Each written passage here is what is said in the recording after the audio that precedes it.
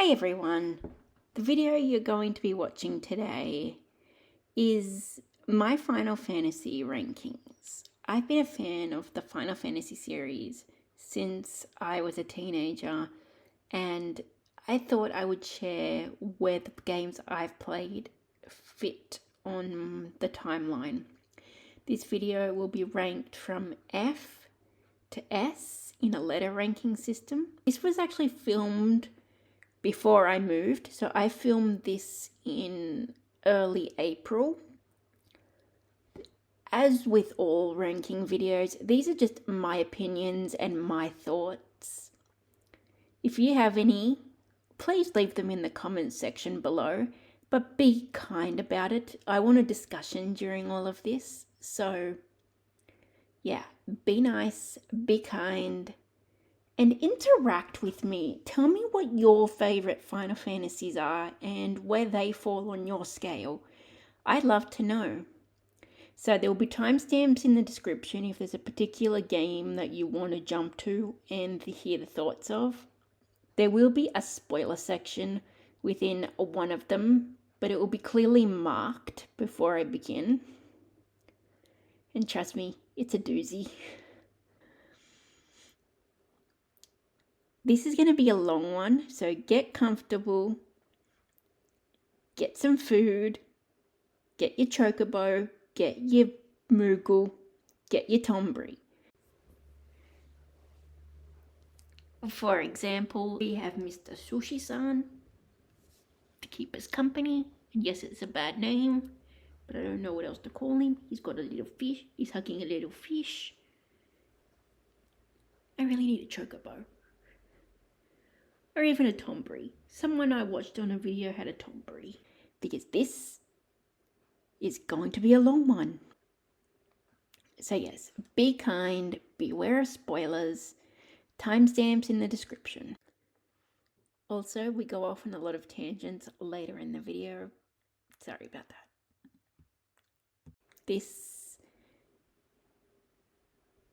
I hope you enjoy. I'm also looking to do a Kingdom Hearts and Assassin's Creed one down the line as well. So, we'll see how things go. Enjoy! I have not played the MMOs, so Final Fantasy XI and Final Fantasy XIV and its sequential DLC expansions will not be on this list. Hey everyone, my name is Melissa, and here on this channel we usually talk about disability and accessibility. So today, instead of talking about disability, I would like to talk to you about one of my favorite gaming series, and that is Final Fantasy. I've been a fan of Final Fantasy since I was a teenager. My first game in the series that I played was either Final Fantasy X or Final Fantasy XII. It's been so long that I can't even remember. And yes, I still have the original PS2s. So today I'm going to be sharing with you my rankings list of which games are my favorite and where. So today I thought I'd share with you a ranking of which games in the series that I've played are my favorites and what ones that I wouldn't say that I didn't wish I'd played, but that aren't really my favorites. So between this stack and one I currently do not own anymore, let's begin. I don't like the tier maker website, so we're doing this the old-fashioned way. So the first one we're going to start off with, that is at the very bottom, is Final Fantasy VII Remake. Now, I don't like Final Fantasy VII. Never played the original, but the storylines and the characters don't actually interest me that whole much. There's only one character within the series that I do find interesting, and that is Red 13. But if I want to look up his backstory or his story in general, I can just look it up on YouTube. I didn't like the remake. I don't like Cloud as a character in general. And Sephiroth is one of the most overhyped villains in my opinion.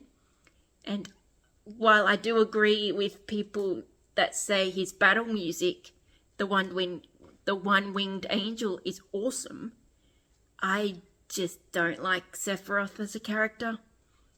There's probably a lot more nuance within 7 itself, but no. Eco-terrorists and a moody boy who has certain memory issues aren't... I always thought Cloud reminded me of, no offense to anyone, like an emo boy. Someone who was moody and not my type of character that I like.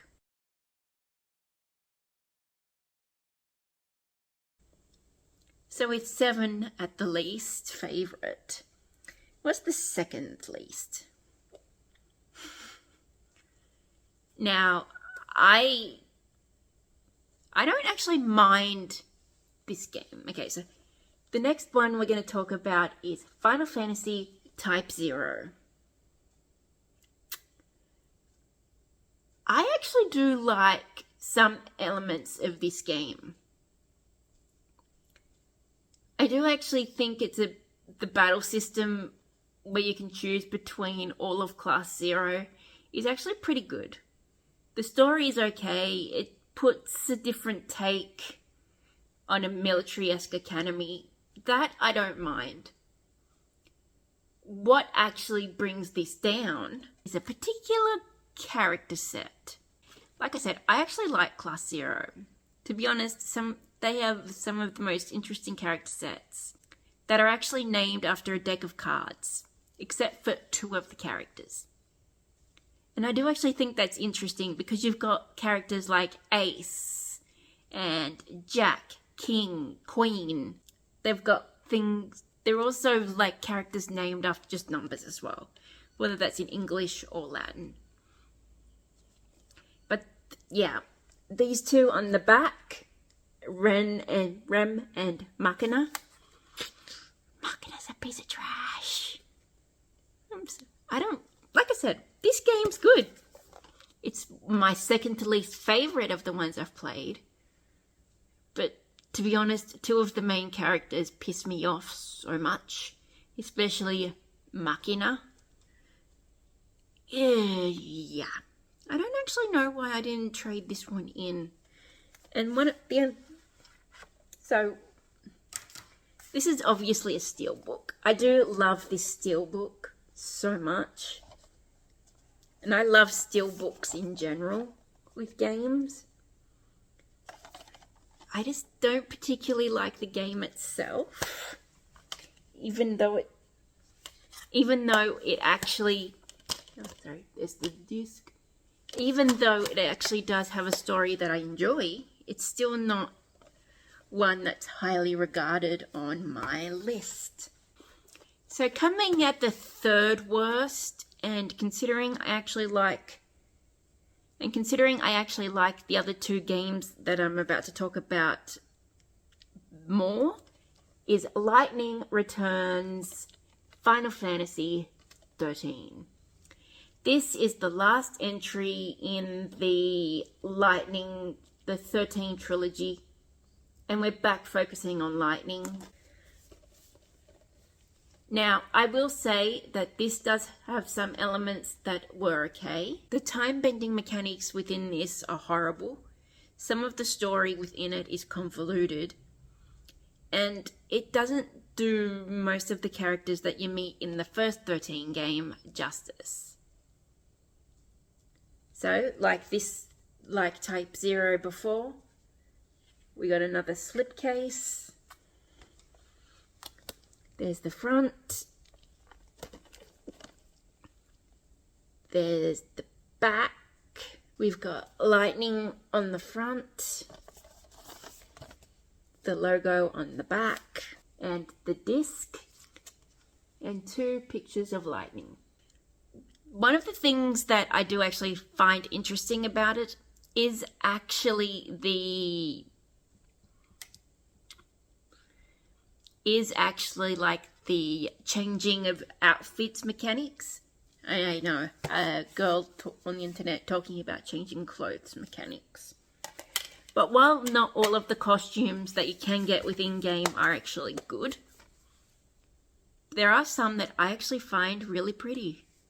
So that is Final Fantasy XIII 3. For the next one, I can't exactly find my PS2 copy. It's somewhere around here. So I'm going to have to use the PS4 version. And that would have to be, this one here is for 10 and 10.2 as a whole. But the next one we're going to be talking about is Final Fantasy X-2. You'll have to find out where 10 is on this list later. But yes, 10.2 is on my next list. Now, this game isn't inherently bad. It does pick up, I think it's like 6 months to 2 years after the events of 10. And it sees Yuna, who's now a sphere hunter with a different group of people that she has met. And she finds a mysterious sphere. And she finds a mysterious, and she is shown a mysterious sphere.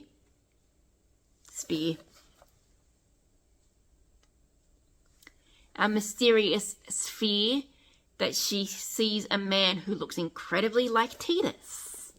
And the story goes from there. Who is this mystery man? Is it really Tidus, or is it somebody else who just looks like him? And I do like the narrative, going forward. And this is another one where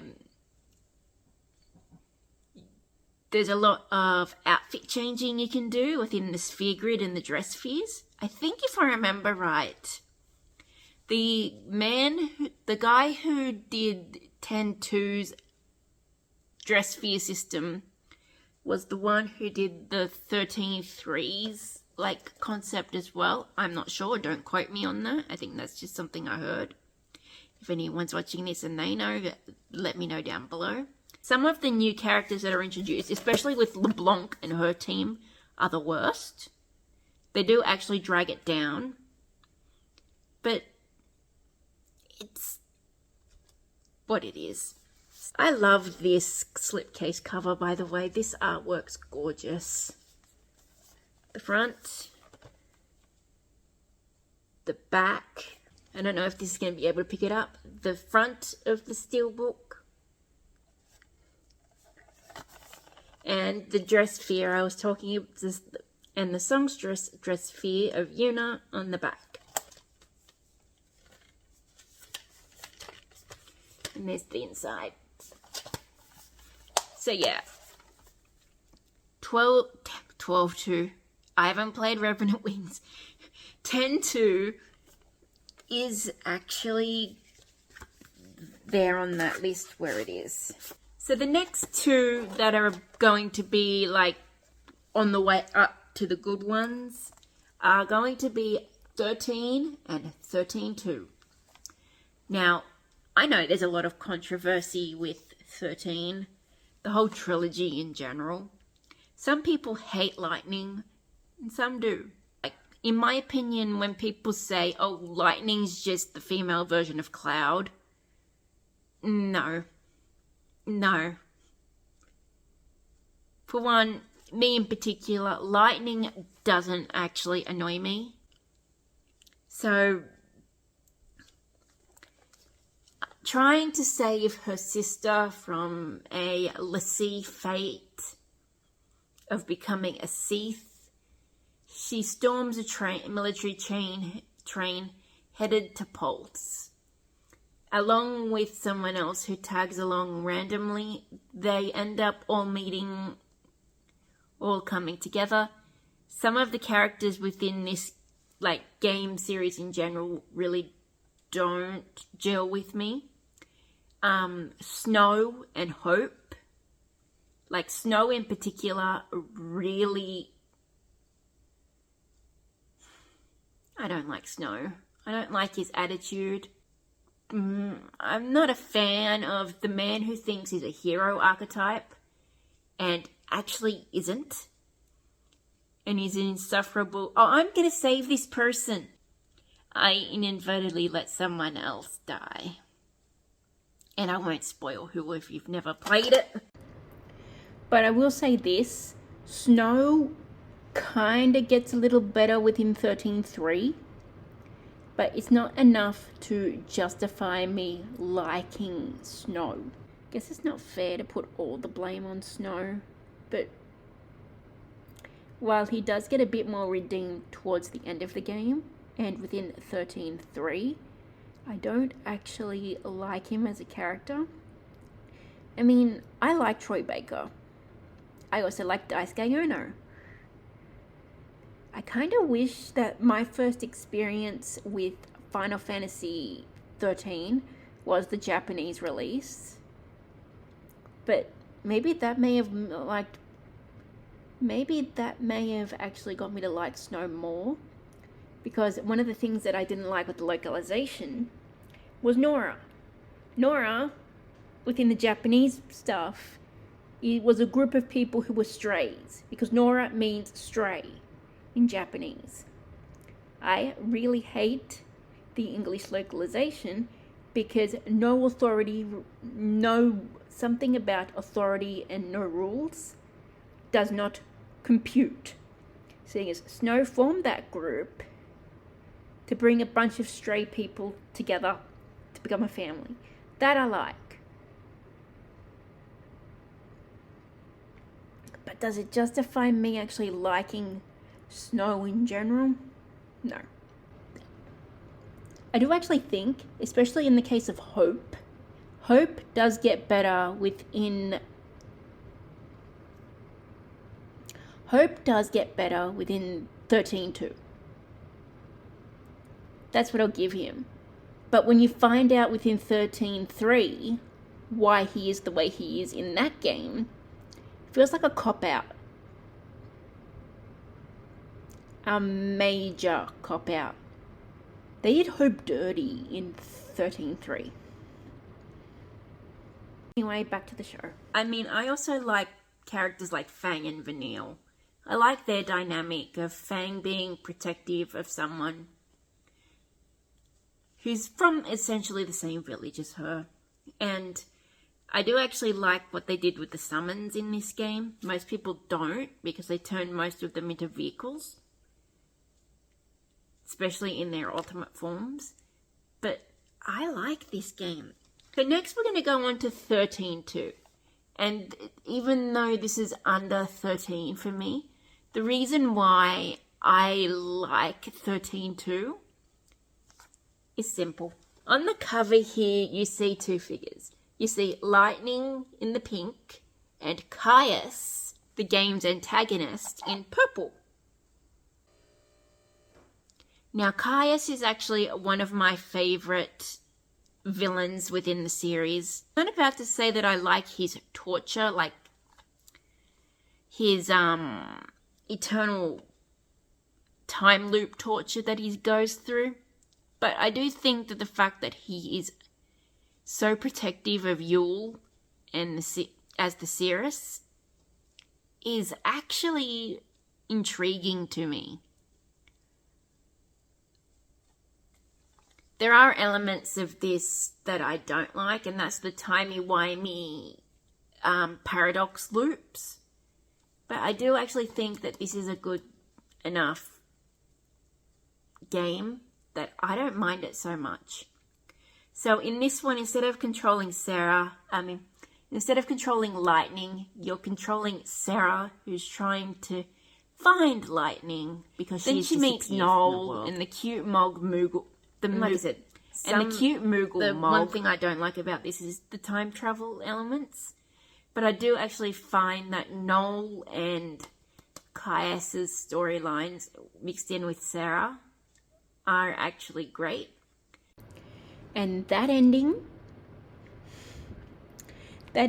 will bring you to tears no matter how much you think you're a stone cold bitch. What happens at the end is devastating. Now let's talk about a game that's controversial for other reasons, and that is Final Fantasy 15. I love Final Fantasy 15. I love that it's a road trip story. I do actually like the four main guys together, and that would be Noctis, Ignis, Gladiolus, and Prompto.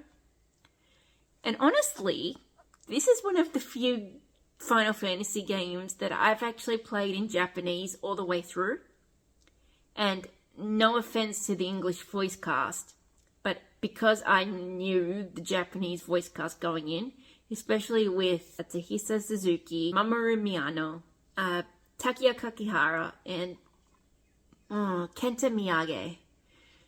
They're some of my favorite Japanese voice actors, and it also has ones with like Yuichi Nakamura, who's another one of my favorite actors. Really random fact, I know, but Kenta Miyake also voices Kratos in God of War Ragnarok and the 2018 God of War as well. Why didn't we get the Japanese dub cast for that? That would have been awesome. So, while Prompto, for instance, is one of the characters that I like the least, especially in English, I can actually prefer him more within Japanese. And I do actually love the bond between these four. And one of the reasons why this game is actually controversial is because of what they did. This game was in development hell. And because they choose to do Kingsglaive and Brotherhood, that were both a movie and an anime short series, most people didn't like how they had to go to external media to view content that is essentially tied to the story. Now, I didn't like that either, but I do actually find this story, even with those two parts, good. I don't necessarily have to like the fact that I have to track down a couple of different things. But the Brotherhood anime was actually put on YouTube for free. It probably still is available. Arden is a good villain. I do actually like how, especially with the episode Arden and the DLCs, actually fleshed him out and you actually got his backstory. Arden Izunia isn't exactly one of my favorite Final Fantasy villains, but he's actually up there.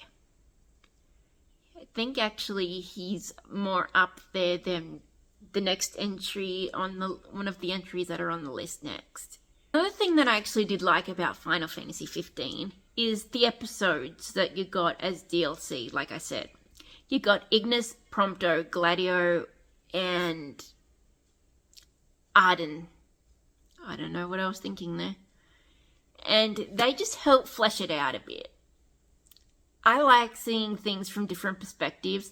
I like seeing what happened to Prompto during the story. I actually also like episode Ignis and to see what happened to him, because I find that a little interesting, even though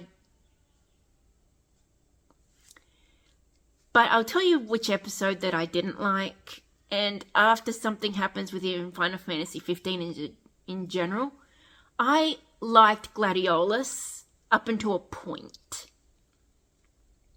And that is after you acquire Leviathan. I can't remember the town name. It's been a very long time. I mean, I could do a list on its own why I don't like certain Final Fantasy characters. But, like I said, I liked Gladiolus to begin with. Then wanted to push him off a cliff. Okay, spoiler coming up. So I'll put a timestamp on the screen to let you know where to skip.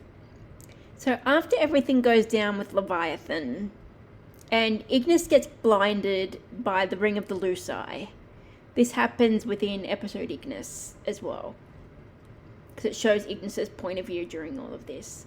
So Ignis is blinded, Luna is dead, Noctis is understandably grieving, especially the loss of his fiancée, but also knowing that he's somewhat responsible for one of his best friends losing his eyesight. He's allowed to grieve. May not be in the right moment, but everything that happens after that, especially during the times where Ignis is still in the party after, but things go down with the Marlborough, that is when Gladiolus starts to go downhill for me. Like I said, Noctis is grieving, Gladiolus is being a little bitch, and not being a good friend. Dad, he's like, you gotta snap out of this. You cannot be like this right now. You need to pull yourself together. This incident just happened. Gladio, you're not being a good friend. And you're not necessarily being a good bodyguard because you left somewhat during the story, and I hate episode Gladiolus too. Just putting that out there. He was good at first, went downhill, and now it's making me mad again. Justice for Ignis and Noctis and Prompto. And like I said, episode Arden actually fleshes him out, and I think that in the anime episode that accompanied it was well done. Just Gladio, be better. And it's actually a shame that the scheduled season 2 DLCs got cancelled, because there was also episode Aranea that we were supposed to be getting, as well as I think episode Luna and Noctis. I don't know where they would have taken place within the timeline of the game, but I would have liked to have seen things, especially from Aranea's point of view. Aranea is such a good character, side character, and I like her. Final Fantasy 16, the latest Final Fantasy game, and I love it so much. The version I got came with this steelbook. So you got Clive, and I don't necessarily think you can tell, but in certain lights you can see the 16 emblazoned here. There's the front, there's the back, the logo. Did come with its original cover, so I just put that in there, and the disc. Now, what can I say about Final Fantasy 16? I like Clive's story. I like the fight against Fate and Ultima, the ultimate boss, and the icon fights, and the side characters. I love Sid. I love Jill. I love Dion. I'm not necessarily a fan of Barney for short. I don't necessarily think him as an antagonist is compelling. I think Odin's icon design is amazing, even though I like the fact that Hugo Kupka is actually a politician, and that he may actually have a lot more brains than he looks like he's got. I do like that aspect, but I don't necessarily like Kupka that much. I don't know how much to say without spoiling it, because it's only like under a year old. But the story of Clive, of Jill, Joshua, and Dion, I like. I love Sid. I love Sid and Clive's dynamic. It's like a kind of like a bromance-y type vibe. I don't know if that's the right vibe. And I love the music by Masashi Solkin, and Ben Starr is awesome as Clive, as well as Ralph Ineson as Sid. I love Sid. I think Sid is one of the people, like, if Sid was actually real, that I'd go and have a drink with. And then just have a good old-fashioned time with. That he's that great of a character. I don't know how to explain it. Oh, and Torgal. Torgal good boy. Torgal the cutie doggy. Torgal good boys. And I say that as my good boy, the Chihuahua, is sleeping over there. I love the dynamic between the main set, the main party. The icons are awesome. Ramuh's design is great. Ifrit and Phoenix and Odin and Bahamut and Titan and Garuda. I don't know why that suddenly left my brain. And I don't know if this video is going to go up before the Rising Tides DLC comes up, which is actually bringing Leviathan finally into the mix. Hopefully this video goes up before the 18th of April. And I really, really, really like Final Fantasy 16. And if you're interested in Final Fantasy 16, I think the demo is still available on PS5. So obviously have a go with that.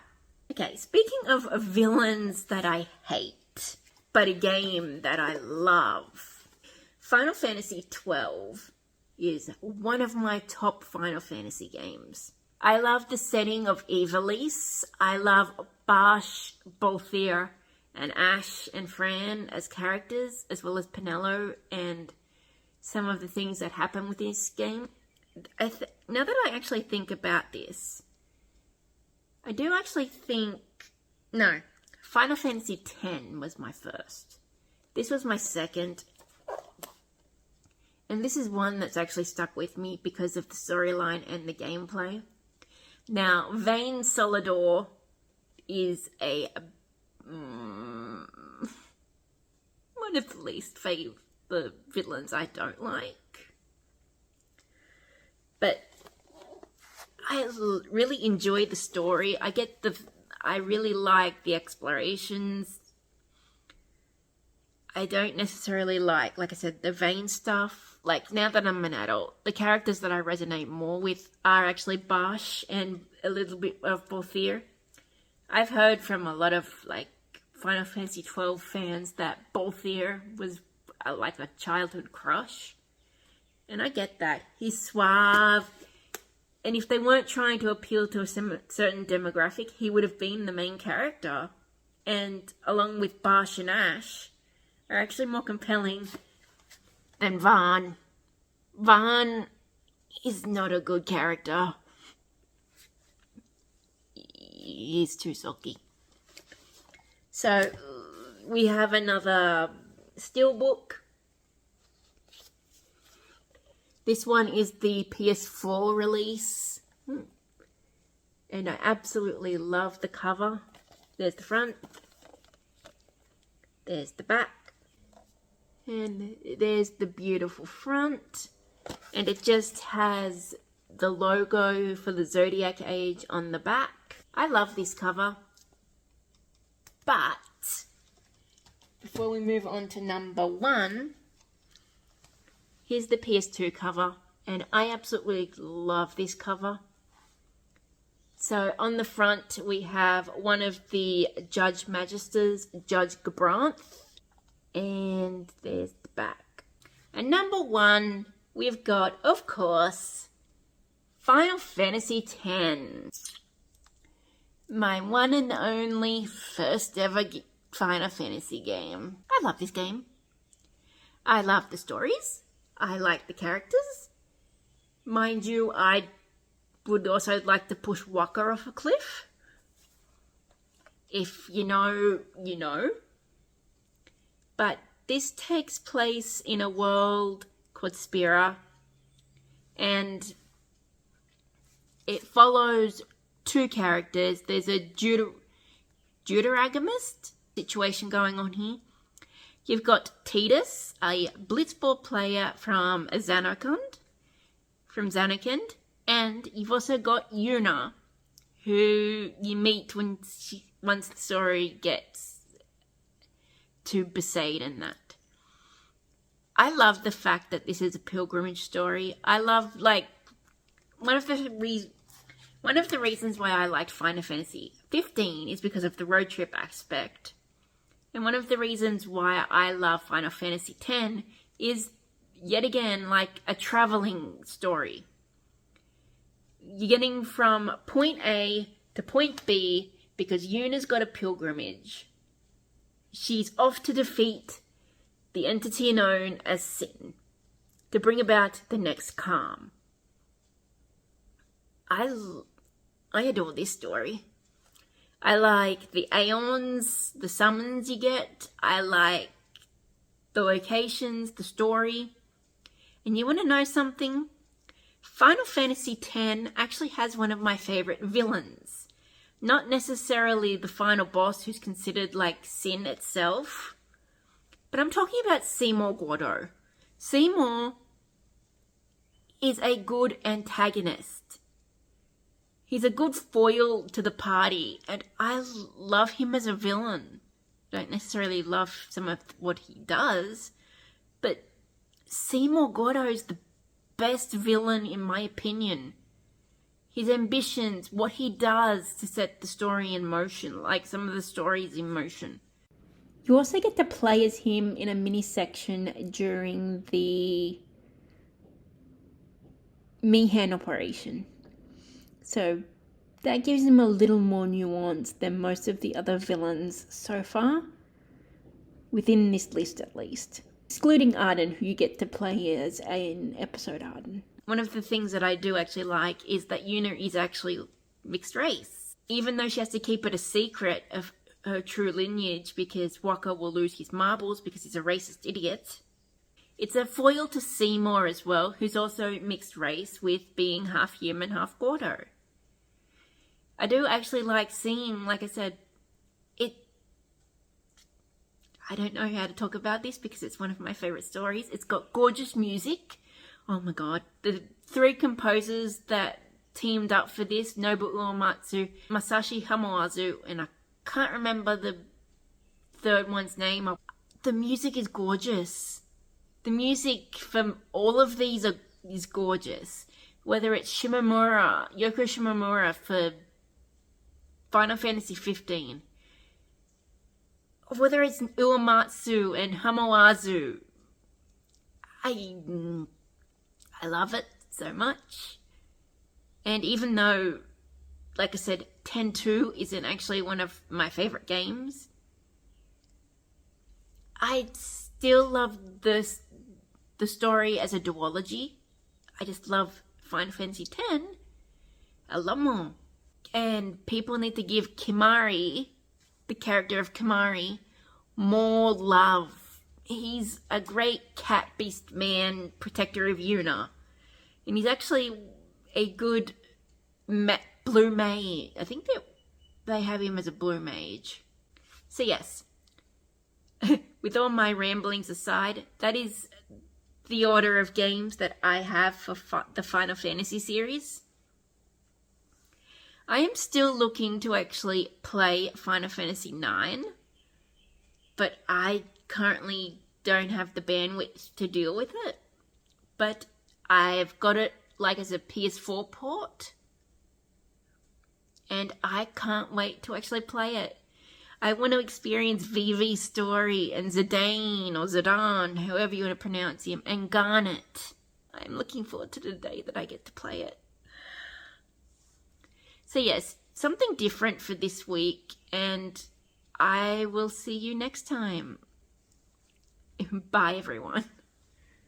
Have a great day or a great night, depending on where you are in the world, and take care of yourselves. Bye.